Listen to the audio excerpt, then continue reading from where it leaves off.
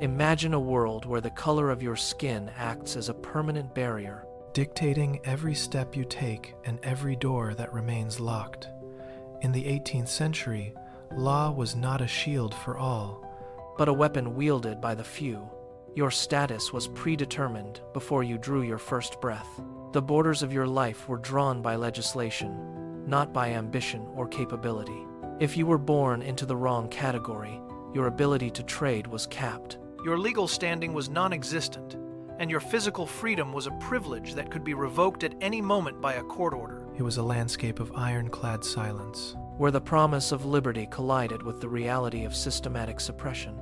Every transaction, every journey, and every public act was measured against a standard designed to keep the marginalized in the shadows. The weight of this system was not just an idea.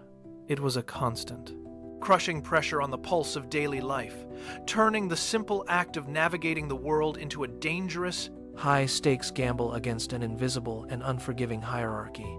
Yet, within that crushing machine, one man refused to be a cog. Paul Cuffe Sr. did not just survive the system. He built an empire inside it. While laws were written to ensure he remained small, he looked at the open Atlantic and saw not a barrier, but a highway. He was a maritime titan who navigated the treacherous waters of 18th century America using only commerce and sheer character as his compass. He understood that in a world where your voice was silenced by code, your influence was measured by the ledger. He did not seek permission to rise. He simply gathered the materials, secured the rigging, and launched his own path. His existence was an act of profound rebellion. Every ship he captained and every trade route he established served as a physical rejection of the limitations placed upon him by birth. He transformed himself from a man defined by his status into a man who defined the market. His life forces a question that echoes through the centuries. How does one carve out an empire when the entire world is built to keep you from owning even the ground beneath your feet? This is how he began. Paul Cuffe was born in 1759, a child of two worlds that the prevailing society sought to diminish. His father was an African who had broken the chains of forced labor, carving out a life through relentless work. His mother was Wampanoag, part of a people whose connection to the land and tides ran deep. They existed in the margins, navigating a reality where their very presence was a challenge to the colonial order. Growing up, Paul absorbed the lessons of both lineages. From his father, he learned the necessity of self-reliance and the raw mechanics of survival. From his mother, he inherited a profound understanding of the coastal rhythms and the endurance required to hold on to one's identity. He did not grow up with the safety of a stable inheritance or the protection of social status. Instead, he occupied a space between two resilient, often persecuted cultures. He watched how his parents maneuvered through a world that viewed them as outsiders, learning that survival required constant vigilance and sharp observation. This dual foundation became his compass. He was not just a product of his environment, he was a convergence of two distinct, ancient currents of strength. He stood at the intersection of these legacies, preparing to bridge the gap between his heritage and the vast, unforgiving ocean that would become his domain. When his father passed, the house in the marshlands grew quiet. The silence was heavy, broken only by the sound of the wind rattling the boards. At 13, the structural support of Paul's life vanished. There were no savings, no safety nets, and no time to mourn. He watched his mother struggle to keep the hearth lit, her movements slower, more labored. The reality of their position hit him with the force of a winter tide. He realized then that he could no longer sit at a desk or hold a slate. The small schoolhouse, his only gateway to a different life, became a luxury he could not afford. He pushed his books into a corner and covered them with a cloth. He took his father's work tools, feeling the weight of the iron in his small hands, and stepped out into the cold morning air. His childhood ended on that doorstep.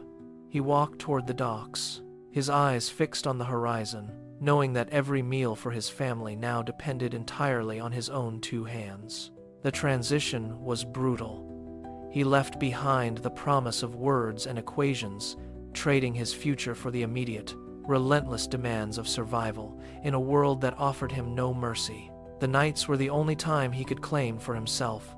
After the sun dipped below the harbor, Paul returned home with muscles aching and hands stained by the day's toil. He did not collapse into sleep. He moved to the corner of the room, pulled the cloth from his hidden books, and struck a single match. The flame sputtered, then caught, casting long shadows against the walls. He sat on the floor, his back against the timber frame, and opened a primer on navigation. He traced the complex diagrams of star charts and coastal currents with fingers still stiff from the docks.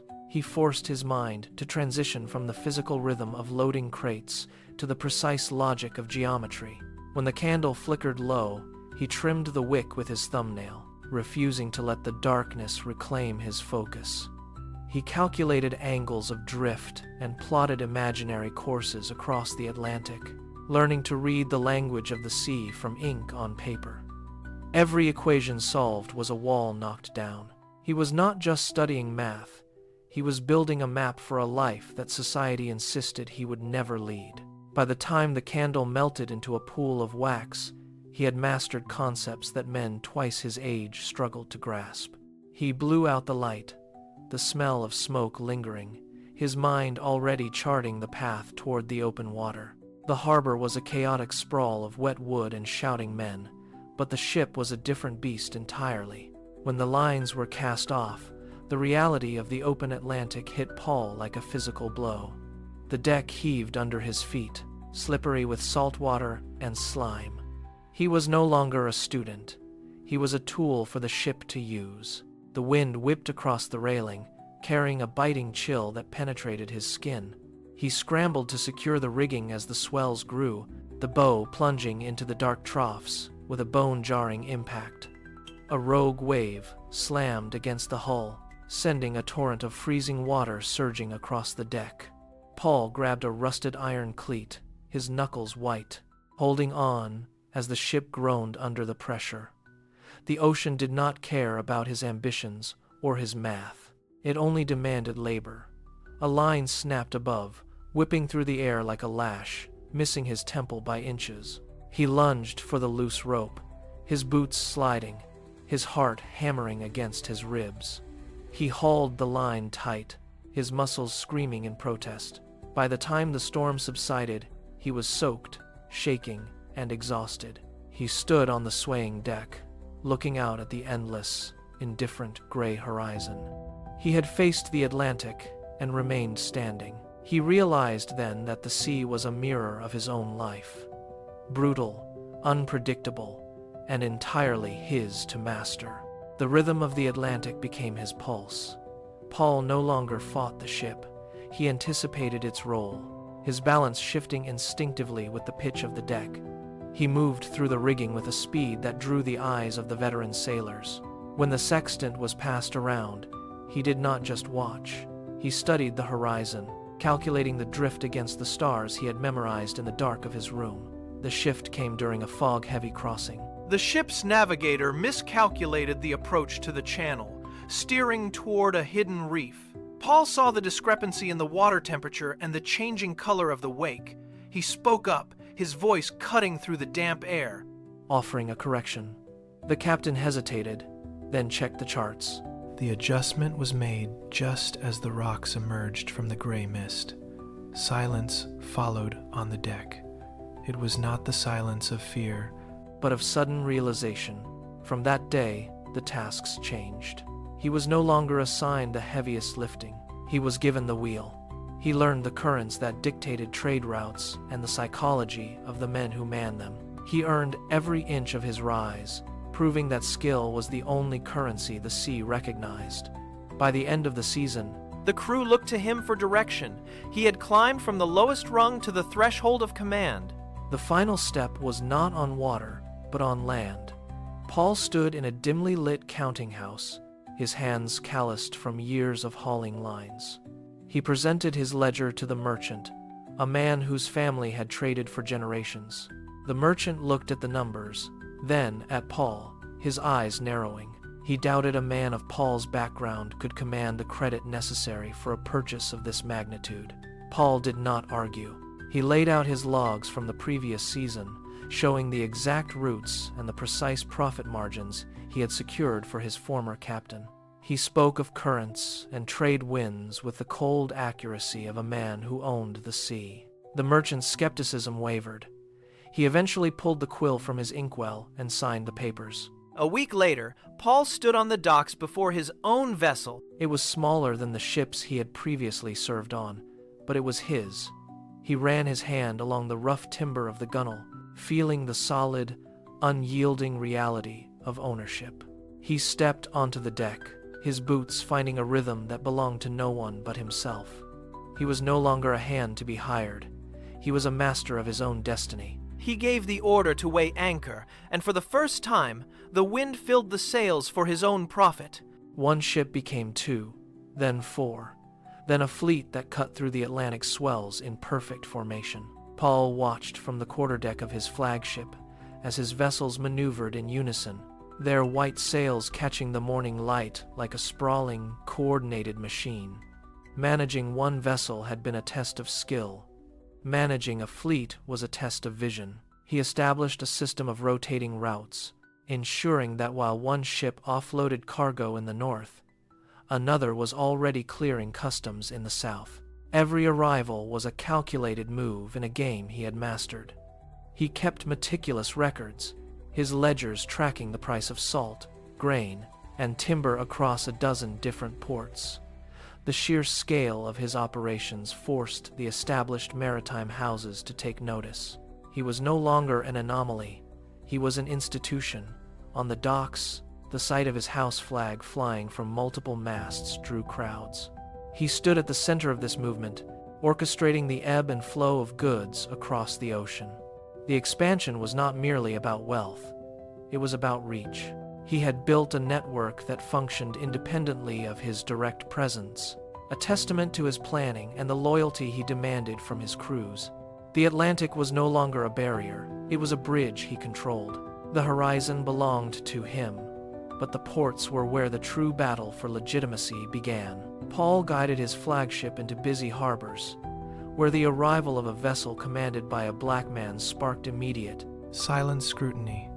As his crew lowered the gangplank, port officials often lingered, checking manifests and questioning credentials with an intensity they never applied to other captains.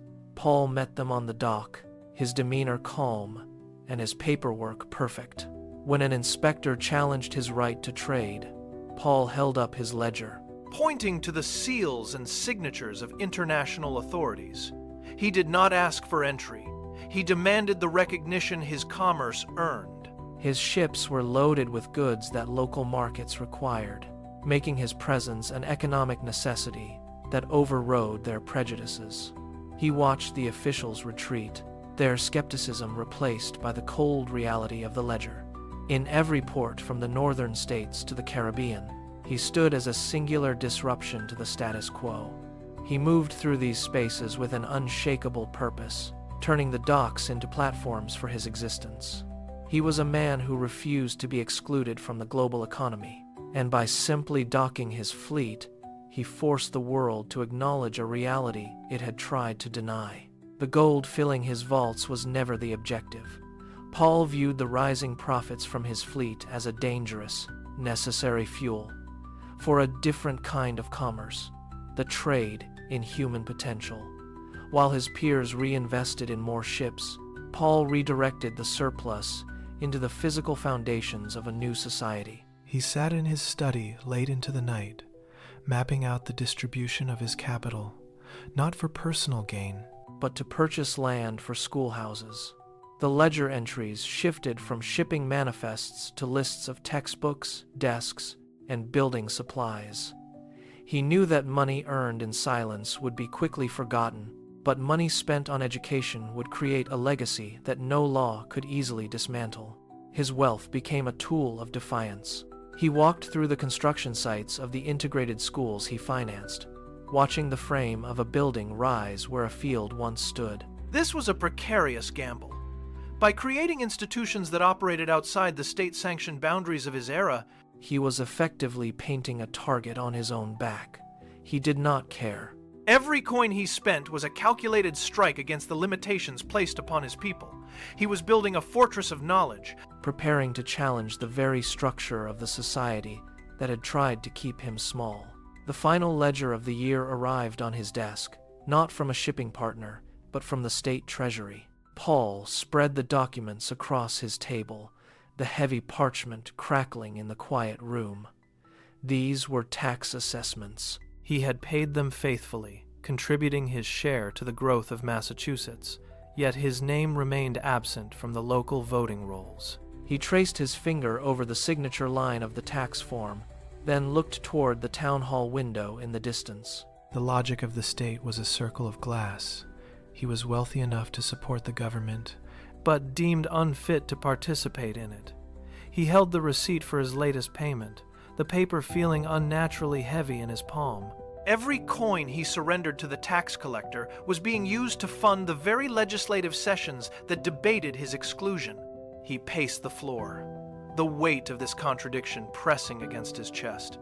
He was not merely a merchant anymore. He was a silent partner in his own disenfranchisement. He stared at the stack of invoices, realizing that his silence had been interpreted as consent. The moral crisis sharpened into a single, cold truth. By paying, he was legitimizing a system that treated his status as a variable rather than a right. He dropped the documents, the sound echoing in the room, and looked toward the harbor, already calculating the cost of a different kind of defiance. The next tax collector arrived at the docks, expecting routine compliance. Paul did not meet him on the pier with coin. He met him in the counting house with a single, sealed letter. The collector held out his hand, but Paul remained still, his hands clasped behind his back. He pointed to the documents on the desk, the official tax demands for his shipping operations and property. They remained unpaid. The collector frowned, his gaze darting from the ledger to the man. Paul explained his position with absolute clarity. He would not fund a government that stripped him of his voice. The atmosphere in the room tightened. This was no longer a disagreement over rates or assessments. It was a formal declaration of insurrection against the state's legitimacy. The collector reached for the papers, but Paul slid them away. He would not surrender the funds. He would not participate in the fiction of his own secondary citizenship.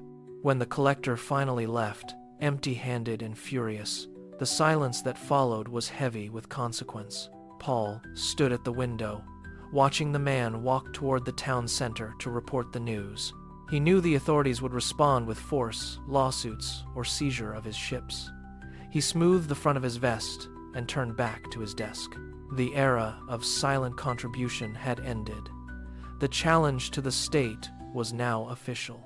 The doors of the State House were heavy, made of oak and iron, and they did not open easily for a man like Paul. He stood in the gallery, his presence a deliberate disruption to the orderly rhythm of the assembly. When he was finally granted the floor, the room grew quiet, the air thick with the friction of opposing interests. He did not speak with anger.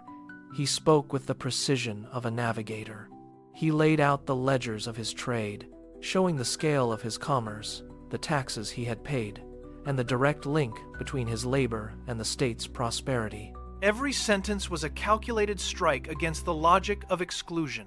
When a legislator attempted to dismiss his claim, Paul leaned forward, his hands gripping the wooden railing until his knuckles paled. He demanded the fundamental connection between taxation and representation.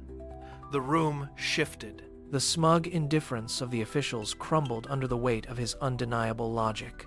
He was no longer just a merchant defending his property.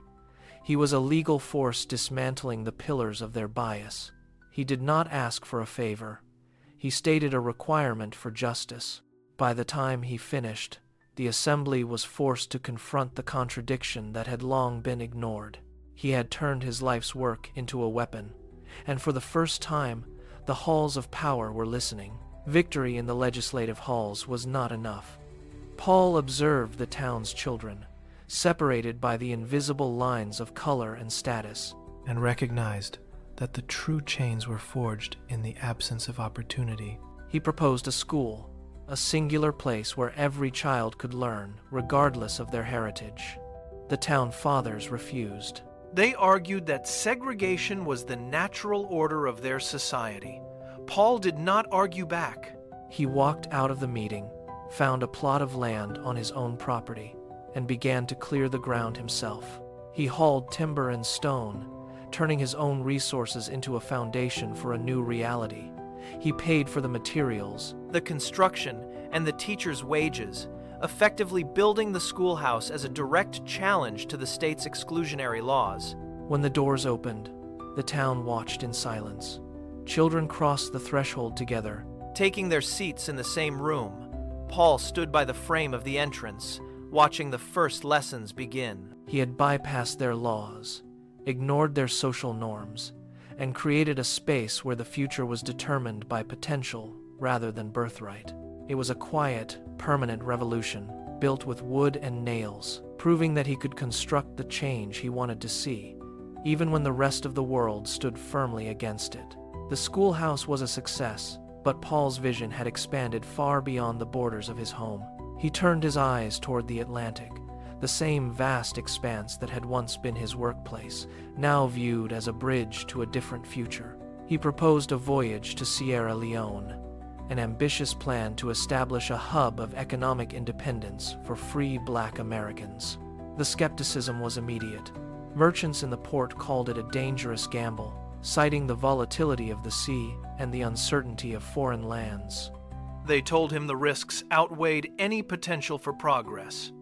Paul listened, then turned his back on their warnings. He began the work of outfitting his ships, personally inspecting the hulls, the rigging, and the cargo holds. He was not just preparing a voyage, he was launching an idea. He spent days on the docks, managing the loading of supplies and coordinating with a crew that shared his belief in self-reliance.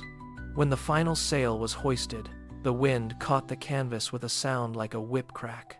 He stood on the deck, watching the coastline shrink into a thin line on the horizon.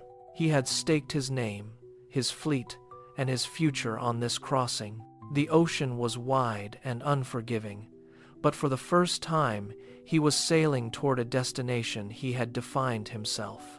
The Atlantic was relentless, and the cost of maintaining such a mission began to strip away the margins of his long-held success. Supplies were consumed faster than expected, And the financial backers who had once flirted with his ideas pulled away as the duration of the voyage extended.